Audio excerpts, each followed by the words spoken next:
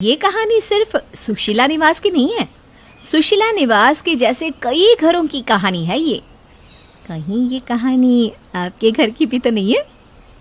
सुशीला निवास में मनोरमा और प्रिया नाम की दो देवरानी जिठानी अपनी सास सुशीला के साथ रहती थी। सुशीला इस बात की पूरी कोशिश करती कि घर में कभी भी अनबन ना हो और घर की एकता बनी रहे। एक सुबह सुशीला की पड़ोसन रोती हुई उसके घर पहुंचती है। अरे शांति, इतने सुबह सुबह रोते हुए सब ठीक तो है ना? क्या बोलो सुशीला, करम फूट गए मेरे। जब तक बहू नहीं आई थी घर खाली लगता था। घर का सूनापन दूर करने के लिए बेटों की शादी क्या कर दी। घर से तो शांति ही चली गई। आए दिन ये दोनों किसी न किसी बात पर लड़ती रहती है। शांति ये सब कह रही होती है, तभी वहाँ मनोरमा और प्रिया ट्रे में चाय और नाश्ता लेकर आती हैं। देखा, ये होती है बहुएं। जब देखो दोनों साथ ही रहती है। कोई नहीं बोल सकता कि देवरानी जेठानी है। अब घर बांध कर तो चलना ही पड़ेगा ना आंटी जी, वरना कैसे चलेगा? ये सब ना मम्मी जी के कारण है आंटी जी। उन्होंने हमारे घर को इस तरह एक डोर में बांध कर रखा है। लगता ही नहीं कि हम दोनों अलग अलग घर से इस घर में आई हैं। अरे प्रिया, मेरी बहू तो तेरे ही कॉलेज की है। जरा समझाना उसे, हो सकता है तेरी बात समझ जाए। दिन भर अपनी जेठानी से कलह करती रहती है। डोंट वरी आंटी जी, आप टेंशन मत लीजिए, मैं हूं ना, सब ठीक कर दूंगी। अब तुम दोनों जाओ, बच्चों को तैयार भी तो करना है ना। आप बैठिए ना भाभी जी, मैं हूं ना, मैं कर देती हूँ। सुशीला निवास में देवरानी जेठानी के बीच की एकता तो देखते ही बनती थी, जिसे देखकर शांति बस सोच रही थी कि काश ऐसा ही मेल मिलाप उसके घर पर भी हो जाए। कुछ देर बाद प्रिया शांति की बहू स्नेहा से मिलने उसके घर पहुंचती है। क्या है स्नेहा, ये क्या हरकत है? बताओ, ऐसे घर चलता है क्या?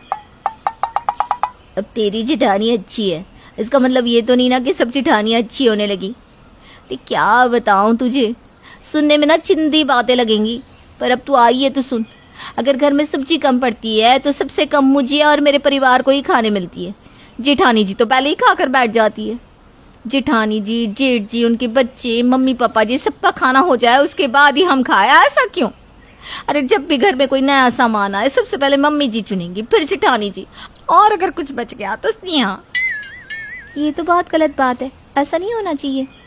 तभी तो ऐसा होने से रोक रही हूँ मैं, तो आज सबको खटक रही हूँ। तुझे मेरा साथ नहीं देना तो मत दे, पर मुझे समझाने भी मत आ, वरना इन सब में ना हमारी दोस्ती खत्म हो जाएगी। स्नेहा की कहानी सुनकर प्रिया को तो लग रहा था कि मानो कोई उसी की कहानी बोल रहा हो, और अपना दर्द जो आज तक उसे कभी दर्द नहीं लगा था, वो अब दर्द लगने लगा। शांति जी के घर में शांति फैलाने गई प्रिया एक नई अशांति लेकर अब अपने ससुराल लौटने वाली थी। ये भी कोई बात है भला? बेचारी अब अपने पति और बच्चों का भी ना सोचे। छी छी छी छी, अपने हक के लिए खड़े होने वाले को सब हमेशा गलत ही समझते हैं। प्रिया अपने आप से बातें कर रही थी और रसोई में अपनी जेठानी के साथ काम भी। क्या हो गया प्रिया? जब से तू शांति जी के घर गई थी आई तब से बड़बड़ कर रही है। कोई बात हो गई क्या? नहीं नहीं भाभी, क्या ही होगा। मैं सारी सब्जियां काट दूं? नहीं, आधी ही सब्जी काट, क्योंकि सब्जियां बड़ी महंगी हो गई है। और ये टमाटर की चटनी तो 4 टमाटर की ही बनाना, उसी में सब खा लेंगे। मनोरमा और प्रिया सभी को खाना परोसते हैं। अरे ये क्या, आपने इतनी कम सब्जी क्यों ली? प्रिया, अपने जेठ जी को जरा टमाटर की चटनी तो परोस। इन्हें टमाटर की चटनी का बड़ा शौक है। टमाटर की चटनी का तो रोहन को भी बड़ा शौक है। वो अभी तक ऑफिस से नहीं आए तो किसी को ये भी परवाह नहीं कि अगर चटनी खत्म हो गई तो रोहन क्या खाएंगे। मेरा तो हो गया। अरे बहू, तू भी अब बैठ जा। प्रिया, तू एक काम कर, तब तक तो रसोई समेट ले। बस सुशीला के ये बोलने की देर थी। जो आग प्रिया के मन में लगी हुई थी उसे चिंगारी मिल जाती है और प्रिया रसोई में चली जाती है। अब बहुत हो गया, मेरे पति की, मेरे परिवार की, और अगर मेरी किसी को परवाह नहीं है तो मैं भी किसी की परवाह नहीं करूंगी। रोज की तरह सवेरे सवेरे मनोरमा तैयार होकर प्रिया से कहती है, अरे प्रिया जल्दी चल, वरना ताजी सब्जियां खत्म हो जाएगी। किसे ढूंढ रही हो तुम? प्रिया तो पहले ही सब्जी लाने जा चुकी है। इस बार पहली बार प्रिया अकेले ही बिना किसी को बताए सब्जी लाने चली जाती है। इतने महंगे टमाटर हो गए, अच्छे से ये देखो टमाटर खाया जा रहा है। मेरे पति और बच्चों की क्या गलती है इसमें, वो क्यों ना खाए टमाटर। प्रिया सब्जी लाने के पैसों में घोटाला कर अपने पति और बच्चों के लिए अलग से टमाटर खरीद लेती है और उसे घर ले जाकर पहले ही अपने कमरे में छुपा देती है और बाकी सब्जियां रसोई में मनोरमा के पास लेकर जाती है। इतनी कम सब्जियां प्रिया? अब क्या बताऊं भाभी, सब्जियों के दाम तो आसमान छू रहे हैं। आज तो और भी महंगी थी सब्जियां। वो तो जैसे तैसे मैं इतनी सब्जियां ले आई। आप तो सो रही थी ना, मुझे लगा देर से जाने से कहीं खराब सब्जियां ना मिली, इसलिए मैं पहले ही चली गई थी। I am sorry. हाँ भाभी। अरे कोई बात नहीं, अब चल बच्चों के टिफिन तैयार कर देते हैं। मनोरमा बच्चों के लिए पोहे बनाती है। तू टिफिन पैक कर दे, तब तक मैं बाहर का काम देख कर आती हूँ। उसी बीच प्रिया अपने कमरे में जाकर 2 टमाटर लेकर आती है और अपने बेटे के हिस्से के पोहे में उसे मिलाकर अपने बेटे का टिफिन पैक कर देती है। महंगाई की मार मेरे बेटे पर क्यों पड़े, वो तो टमाटर डाला हुआ पोहा ही खाएगा। इसी तरह दोनों मिलकर घर का सारा काम करती रहती हैं। दोपहर के खाने के बाद सभी अपने अपने कमरे में आराम करने चले जाते हैं। तब प्रिया उठकर रसोई में जाकर टमाटर की मीठी चटनी तैयार करती है और उसे अपने कमरे में ले आती है। रात को जब सभी खाना खा चुके होते हैं तब रोहन ऑफिस से घर लौटता है। सब सो गए हैं रोहन जी, वैसे भी इस घर में किसको आपकी पड़ी है। ये देखिए, मैंने अपने हिस्से की सब्जी बचा कर रखी है आपके लिए, वरना आपको ना सूखी रोटी ही खानी पड़ती। हम दोनों तो इस घर में नौकरों के समान ही हैं। ऐसा नहीं है प्रिया। छोड़िए, ये लीजिए, मैंने टमाटर की मीठी चटनी बनाकर रखी है। मुझे पता था कि वो लोग तो सब्जी छोड़ेंगे नहीं, कम से कम इस चटनी से तो आप रोटी खा पाएंगे। और इसी तरह चलता रहता है। कुछ दिनों बाद एक रात रोहन खाना खा रहा होता है कि तभी पानी लेने मनोरमा उठती है। वो हॉल में आती है और रोहन को टमाटर की चटनी के साथ रोटी खाता देख लेती है। आजकल प्रिया के बेटे के टिफिन में भी टमाटर निकलता है और रोहन भी टमाटर की चटनी खा रहा है, पर अब तो घर में टमाटर आती ही नहीं। अच्छा, तो ये बात है, अब घर में अलग से सब्जियां छुपा कर लाई जा रही हैं। अब तो इस बारे में कल मम्मी जी से बात करनी ही पड़ेगी। अगली सुबह घर में एक सभा बैठ जाती है। जो आज तक इस घर में नहीं हुआ, तुम वो सब कर रही हो प्रिया। घर में अलग से सब्जी लाना, ये सब क्या है? तो मैं क्या करती मम्मी जी, मेरे पति तो देर से घर आते हैं, तब तक सारा खाना खत्म हो चुका होता है। किसी को ये भी फर्क नहीं पड़ता कि रोहन क्या खाएंगे। ये सब इसके दिमाग का फितूर है। मम्मी जी अब बताइए, बच्चों में भी भेदभाव। मैं तो दोनों बच्चों के लिए टिफिन बनाती थी, पर प्रिया अपने बेटे के टिफिन में अलग से सलाद पैक करती है, और वो भी टमाटर डालकर। ये सब शांति की नजर का प्रकोप है। न जाने क्या नजर डाली उसने हमारे घर की शांति पर, घर की शांति ही चली गई। अब मुझे कुछ नहीं पता प्रिया, इस घर में कुछ भी अलग से नहीं आएगा, और सब्जी अब से तुम नहीं महेश लाएगा, और आगे हम बाद में देखते हैं। एक बार के लिए तो सुशीला सबको शांत कर देती है, पर क्या ये शांति टिकने वाली थी? है? ये सब क्या है धानी बहू? ये तुमने गाय और भैंस और ये घास फूस ये कहाँ से लेकर आई और क्यों लाई हो? वही तो, और तुम्हें वॉचमैन ने गाय और भैंस को बिल्डिंग के अंदर कैसे लाने दिया? ओ देवरानी मैडम, कुछ बोलोगी भी या मुंह पे ताला लगा के ही दरवाजे पर तैनात रहोगी? कहा ना, दूध वाले भैया नहीं आए आज सुबह, और हमारे बिल्डिंग के आसपास कोई दुग्धालय भी ना है, तो हम सोचत रही कि तबेले के गाय भैंस को लाकर हमारे दरवाजे पे ही बांध देती हूँ, वरना आप सबकी चाय कॉफी ग्रेंटे सब कैसे बनता। और दादाजी भी तो दवा या दूध के बिना नहीं खाते ना, इसीलिए। Oh God, seriously Shivansh, I just don't understand. तुम इस गवार औरत को कौन से गांव के मेले से उठा कर लाए हो? चंपकपुरा। हम और हमारी माँ ना, हम दोनों का धाना है, और गांव में बाढ़ के बाद हमने जिस तरह से शिवांश जी की देखभाल की ना, उसी से उनको हमसे प्यार हो गया। For God's sake, it's not Shivansh, it's Shivansh. Shivansh नाम है मेरा। पता नहीं मुझे कौन से सांप ने डस लिया था जो मैं इससे प्यार कर बैठा और यहाँ शहर लेकर आया। अब जो भी रायता फैलाया है उसे समेटो। धानी बहू, जाओ ये गाय और भैंस जहाँ से लाई हो ना, वहीं पे उन्हें छोड़ाओ। फिर से हम दूध के कार्टन मंगवाते हैं। भोली भाली धानी गांव से शहर आई थी शिवांश के साथ शादी करके। दरअसल शिवांश धानी के गांव अपने काम से गया था और उसे धानी से प्यार हो गया और वो उसे अपनी बीवी बनाकर शहर ले आया। बेचारी धानी शहर के रहन सहन से पूरी तरह अनजान होती है और वो आए दिन रोजाना कोई ना कोई उटपटांग हरकत करती रहती, जिसके कारण उसकी जेठानी कविता उसका खूब मजाक उड़ाती। ससुराल में सास कलावती, ससुर कुलभूषण, जेठ भावेश, जेठानी कविता और पतिदेव शिवांश होते हैं। रसोई में, हाय राम, ये कैसी अलमारी है? इसमें तो बर्फीली हवा है। वाह जी वाह। और ये क्या है? छोटा संदूक। इसमें वो भूसा वाला बिस्कुट गरम करते हैं ना, वही है शायद। हाँ, और ये गैस, इसको कैसे चालू करत है? आज तक तो सिर्फ चूल्हा फूका है, ये गैस कैसे फूकते हैं जी? डोंट वरी, तुम्हारी जिठानी है ना। वेलकम कविता दीदी, वेरी वेरी वेलकम। जब आपकी कोई मदद करे तो उसे वेलकम नहीं थैंक यू कहते हैं। स्टूपिड। अच्छा, स्टूपिड कविता दीदी, स्टूपिड। क्या? हमरा मतलब है thank you. Seriously, you are mad. अच्छा सुनो, मेरी अभी कुछ देर में एक ऑनलाइन कॉन्फ्रेंस मीटिंग है, तो मेरी ब्लैक कॉफी भिजवा देना मेरे कमरे में। All right? हाँ जी हाँ, गुड नाइट दीदी, गुड नाइट। अरे बाबा, ऑल राइट मतलब ठीक है ऐसे। उत्तरी। अच्छा, सुरी।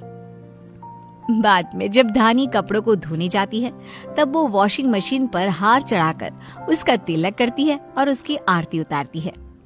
हे वॉशिंग मशीन, मेरे प्यारे वॉशिंग मशीन, तुम हो कितने प्यारे दुलारे बेचारे वॉशिंग मशीन, तुम ही हमारे कपड़ों को धोते हो, इतनी औरतों की मेहनत की बचत करते हो।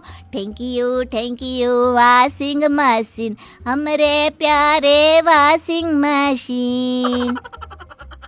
धानी नारियल फोड़कर कपड़े धोने का उद्घाटन करती है, जिससे सभी चौंक जाते हैं और हंसने लगते हैं। धानी, ये तुम क्या कर रही हो? कुछ नहीं भावेश भाई, वॉशिंग मशीन की पूजा कर रहे थे। ओह माय गॉड, ये तो गवार ही नहीं बल्कि निहायत ही पागल भी है। कौन से पागल खाने से उठाकर लाया है इसे पता नहीं। एक दिन जब कलावती अपने फोन से अपने रिश्तेदारों को फोन लगा रही थी तभी ओफो, ये फोन भी ना खराब हो गया है, इसकी अच्छी धुलाई करनी होगी एक दिन। फोन की दुकान पे जाके इसमें से सारा स्टोरेज वोरेज निकाल के इसकी साफ सफाई करवा के ले आऊंगी। चलता ही नहीं है जब काम होता है। धानी ये सब दूर से देख लेती है और फिर कलावती के जाने के बाद उस फोन को रसोई में ले जाती है। माँ जी इस फोन की सफाई करना चाहते हैं, चलो उन्हें एडवांस में ही खुश कर देते हैं। इसे ना इस डब्बे में डालते हैं और इसमें ये अच्छे से साफ हो जाएगा। धानी मोबाइल फोन को मिक्सचर में डाल देती है और फोन मिक्सचर में घूमकर आवाज करता है और मिक्सचर ब्लास्ट हो जाता है। आवाज सुनकर कलावती जी दौड़ी दौड़ी रसोई में पहुंचती है और मोबाइल का हाल देखकर, हे भगवान, ये क्या कर दिया इस बैल बुद्धि औरत ने, हमारा फोन ही मिक्सर में डाल दिया। अरे फोन तो चकनाचूर हुआ ही हुआ, साथ में ये मिक्सर भी खराब कर दिया। हाय रे मेरा मिक्सर, शिवांश के समय गोद भराई के फंक्शन में मिला था। तुम किसी काम की नहीं हो, अनपढ़ गवार, अकल की अंधी, चल जाइए यहाँ से। धानी रोंदू मुंह बनाकर वहां से चली जाती है। फिर जब सुबह में 6 बजे शिवांश का अलार्म बजता है, तभी अचानक से अलार्म की घंटी सुनकर धानी एकदम से घबराकर चिल्लाकर उठ जाती है और उठते ही वो चीखते हुए शिवांश को भी बेड से गिरा देती है। ओ, पागल हो क्या? अलार्म की आवाज से डर कर भूत की तरह चिल्ला रही हो। अरे साथ ही साथ सुबह सवेरे मेरी हड्डी पसली है कर दिया। Nonsense. Thank you Shivansh ji, thank you.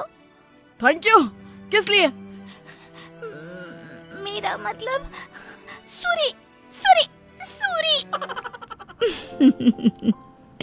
दिन बीतते जाते हैं, पर नादान धानी की अजीब हरकतें कम नहीं होती और उसने सारे घर वालों के नाक में दम कर रखा होता है। फिर एक दिन, अच्छा शिवांश, तुम्हें पता है अपनी एक बहुत ही इम्पोर्टेंट क्लाइंट है, बुजुर्ग महिला है, मिसेस शकुंतला शेखावत।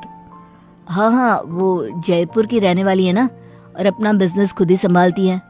उनसे डील करना हमारे लिए और हमारी कंपनी के लिए बहुत ही इम्पोर्टेंट है। वो कुछ दिन हमारे घर पर रहेंगी और हमें देखेगी, परखेंगी कि कैसे लोग हैं एंड ऑल, और फिर ही हमारे साथ डील करने का फैसला लेगी। अरे लेकिन इस कलमुही धानी के होते हुए ये सब कैसे मुमकिन हो पाएगा? ये तो हर एक घंटे में 10 बार रायते फैलाती रहती है। Yes, mother in law is right. ये मेरी गांव की देवरानी हमारे परिवार की नाक कटाने में 1 मिनट नहीं लगाएगी। ना ना ना ना जी ना, ऐसा ना बोलो। शकुंतला का क्या होता है ना, हम एकदम अच्छे से स्वागत करेंगे। बोले बाबा की सौगन, हम आप सबसे वादा करत हैं, हमको एक मौका दे दो प्लीज। धानी की बिनती सुनकर घर वाले उसे एक मौका देते हैं और उसे सिर्फ शांत रहने को ही कहते हैं। शकुंतला घर आती हैं तो दरवाजे पर ही धानी आरती की थाली लिए खड़ी होती है। केसरिया बालम पधारो मारे घर। आइए आइए शकुंतला जी, आप ही का इंतजार था। रुकिए, आपकी नजर भी उतार देवत है, वो भी ना लाल मिर्च से। धानी लाल मिर्च से शकुंतला की नजर उतारती है और उन मिर्चियों को जला देती है। धानी चलो अब अंदर, शकुंतला जी को मिर्च के धुएं से परेशानी होगी। शकुंतला अंदर आती है और सभी धानी की तरफ देखकर गुस्सेल मुंह बनाते हैं। हे भगवान, आते ही इस गंवार ने अपना ड्रामा शुरू कर दिया है। अब आगे का आप देख लो भगवान जी, मेरे बच्चों का कारोबार अब आपके हाथ में है। बहुत सुंदर घर है आपका, मानना पड़ेगा। सभी सोफे पर बैठे हुए होते हैं, लेकिन धानी वो जमीन पर बैठ जाती है। धानी नीचे क्यों बैठी हो? ऊपर बैठो ना सोफे पे। ना जी ना, हम तो नीचे ही ठीक है, ऊपर ना अजीब लागत है। शकुंतला काकी, मैंने ना आपके लिए खास जयपुर का मारवाड़ी खाना बनाया है आज, आपको बहुत ही पसंद आवेगा। हाँ, एकदम टेस्टी खाना पकाते हैं हम। हाँ। अच्छा अच्छा। धानी रसोई में जाकर शकुंतला के लिए खास मारवाड़ी पकवान बनाती है और उन्हें परोसकर अपने हाथों से खिलाती भी है। बस बस, बहुत अच्छा है सच में। शिवांश, अपनी बीवी को कुछ कहो ना, कितना ओवर कर रही है वो। अगर ऐसा ही रहा ना तो शकुंतला जी चुटकी बजाते ही निकल जाएंगी यहाँ से। बेस्ट है ना खाना, हम बोले थे ना। चलो अब हम ना आपकी मालिश कर देते हैं पैरों की, लंबे सफर के बाद आप थक गई होंगी ना। नहीं नहीं धानी, रहने दो, ये सब मत करो।